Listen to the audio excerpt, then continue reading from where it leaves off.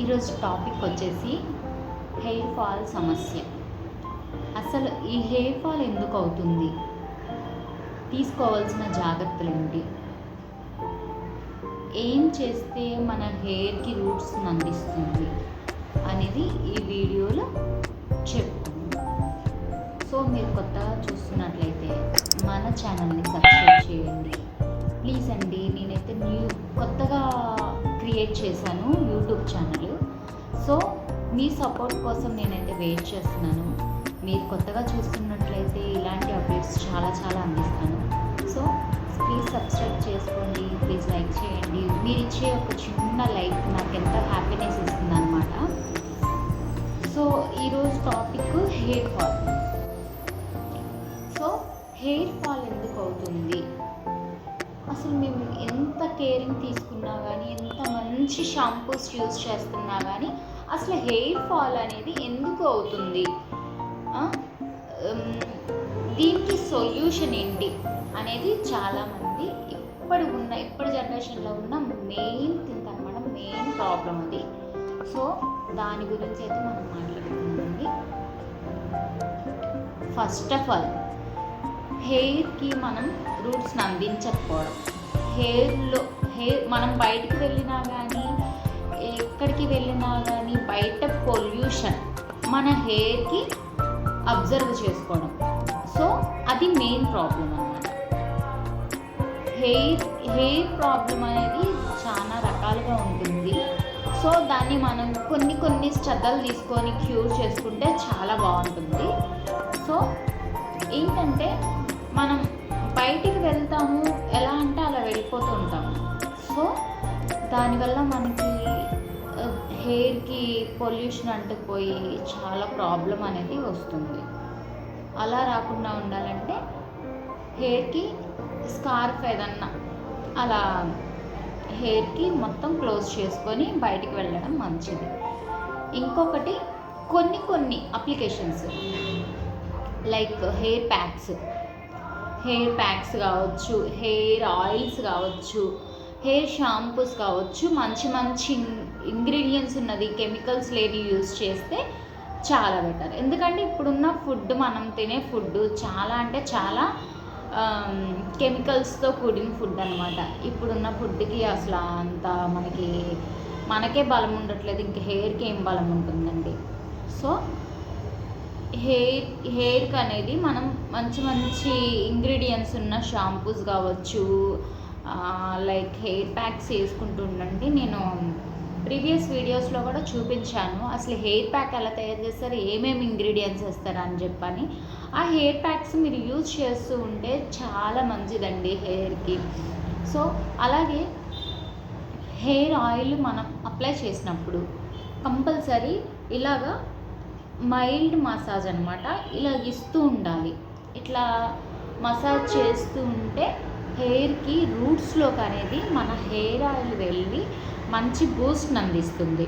So hair massage మీరు ఏ oil అన్నా మీరు యూజ్ చేయండి, బట్ హెయిర్ మసాజ్ అనేది సున్నితంగా కొంచెంసేపు మీరు హెయిర్ మసాజ్ ఇచ్చుకుంటే చాలా మంచి రిజల్ట్ అయితే ఉంటుందండి. ఇంకొకటి మనం హెడ్ బాత్ చేసే ముందు అప్పుడప్పుడు హెయిర్ ప్యాక్స్ అలాగే వేసుకుంటూ ఉండండి. అలాగే ఇన్ కేస్ ఆఫ్ మన హెయిర్ ప్యాక్స్ ఇప్పుడు మనకు అంత టైం లేదు, ఇంకేదన్నా వే ఉందా అనుకుంటే రైస్ వాటర్ ఉన్నాయి కదా, మనం ఒకసారి కడిగి అవి ఆ వాటర్ పారబోసేయండి. లేదంటే నైట్ మొత్తం కొంచెం ఈ రైస్లో వాటర్ యాడ్ చేసి నైట్ మొత్తం నానబెడితే మార్నింగ్కి మంచి ఫ్రెష్ వాటర్ వస్తాయన్నమాట. అవి మీ హెయిర్కి అప్లై చేసుకొని కొంచెంసేపు ఇలా మసాజ్ చేసి అది ఆ వాటర్లో కొంచెం ఈ విటమిన్ క్యాప్సిల్ ఒకటేం చాలు, ఒకటి వేసి మీరు మిక్స్ చేసుకొని హెయిర్కి స్ప్రే కొట్టుకోండి. స్ప్రే బాటిల్స్ అయితే మన మార్కెట్లో అవైలబుల్ ఉన్నాయి. ఆ స్ప్రే బాటిల్లో మీరు ఈ ఒక్క వాటర్ వేసుకొని మీరు ఈ ఒక హెయిర్ సిరమ్ లాంటిది, ఇది కూడా చక్కగా ఇది ఇట్లా మనం స్ప్రే కొట్టుకొని కొంచెంసేపు మసాజ్ చేసుకొని ఒక్క 10 మినిట్స్ తర్వాత మీరు హెడ్ బాత్ చేశారంటే నిజంగా అండి హెయిర్ ఎంత షైన్గా ఉంటుందంటే అంత బాగుంటుంది, మంచి రూట్స్ని అందిస్తుంది. చాలా చాలా మంచి రిజల్ట్ అయితే మీ డెఫినెట్లీ 1 టైంలోనే మీకు తెలుస్తుంది అన్నమాట. ఇంకా వచ్చి మన హెయిర్ ఆయిల్, మీరు ఏ ఆయిల్ యూస్ చేసినా సరే హెయిర్కి ఆయిల్ పెట్టినప్పుడు లీవ్ చేయొద్దు. దయచేసి ఇదైతే గుర్తుపెట్టుకోండి. ఎందుకు చెప్తున్నానంటే మనం హెయిర్ ఆయిల్ అప్లై చేసినప్పుడు బయట ఉన్న పొల్యూషన్ ఎక్కువగా అబ్జర్వ్ చేసుకుంటుంది. మన హెయిర్ ఎక్కువగా లాగుతుందనమాట. ఈ తల అనేది మన హెయిర్ ఆయిల్ పెట్టినప్పుడు ఎక్కువగా పొల్యూషన్ లాక్కోవడానికి మనకి అవకాశం ఉంటుంది. డ్రై హెయిర్కి మామూలుగా ఆయిల్ పెట్టిన హెయిర్కి అయితే చాలా డిఫరెంట్ ఉంటుంది. సో మనం అలాంటప్పుడు ఏం చేయాలి, మనం ఆ పొల్యూషన్కి మనం ప్లేస్ ఇవ్వకూడదు అన్నప్పుడు ఏం చేయాలి, మన హెయిర్ని చక్కగా గట్టిగా అల్లేసేసుకొని చక్కగా లాస్ట్ వరకు ఒక రబ్బర్ బ్యాండ్ పెట్టేసుకోండి. తప్పేముంది, మన హెయిర్ మనం కాపాడుకోవడం వల్ల తప్పు లేదు. అండ్ నైట్ టైం ఒకవేళ మీ డేలో మీకు ఇష్టం వచ్చినట్టున్నా అట్లీస్ట్ నైట్ టైం అయినా హెయిర్ ఆయిల్ పెట్టుకొని చక్కగా దాన్ని బయట పొల్యూషన్కి మనం దారివ్వకుండా చక్కగా మనం అల్లేసుకొని చక్కగా దాన్ని ఫోల్డ్ చేసేసుకొని పెట్టుకోండి. ఇలా కొన్ని మనం చేయడం వల్ల మంచి రిజల్ట్ అయితే ఉంటుంది. అండ్ ఎప్పుడు వాడే కెమికల్స్ షాంపూస్ యూస్ చేసే కంటే కూడాను మీరు కొంచెం ఓపిక చేసుకొని, యూట్యూబ్స్లో చాలా వీడియోస్ ఉన్నాయండి. ఈ కుంకుడుకాయలతో తయారు చేసే షాంపూస్ ఉంటాయి కదా, అవి యూజ్ చేయండి.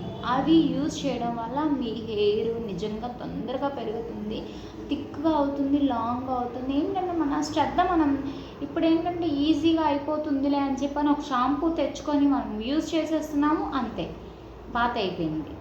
అట్లా కాకుండా మనం మన హెయిర్కి నిజమైన ఫోకస్ పెట్టి మంచి ఆలోచనతో మనం హెయిర్ని చక్కగా పెంచుకోవడానికి అవకాశం ఉంటుంది. అయితే ఏంటంటే ఇప్పుడున్న షాంపూస్లో మైల్డ్ షాంపూ మీరా షాంపూ యూజ్ చేయొచ్చు. లేదు అది కాదనుకుంటే మీరు కుంకుడుకాయలతో తయారు చేసుకున్న షాంపూస్ యూజ్ చేస్తే చాలా మంచిదండి. మన హెయిర్కి మనమే బాధ్యత వహించాలి. మన హెయిర్ క్రమంగా ఉంటే 50% బ్యూటీని మనం సంపాదించేసినట్టే. మన హెయిర్ కనుక బాగుంది, న్యాచురల్గా అందంగా ఉండాలి అంటే ఇలాంటి జాగ్రత్తలు తీసుకోక తప్పదు. సో అలాగే మన హెయిర్ ఆయిల్ కూడా ప్రిపేర్ చేస్తున్నాం. మీలో ఎవరికైనా కావాలి అంటే నాకు మెసేజ్ చేయండి. మన లోకల్ అయితే మ్యాక్సిమం నేను ఇవ్వడానికి ట్రై చేస్తాను. Thanks for watching to all supporters.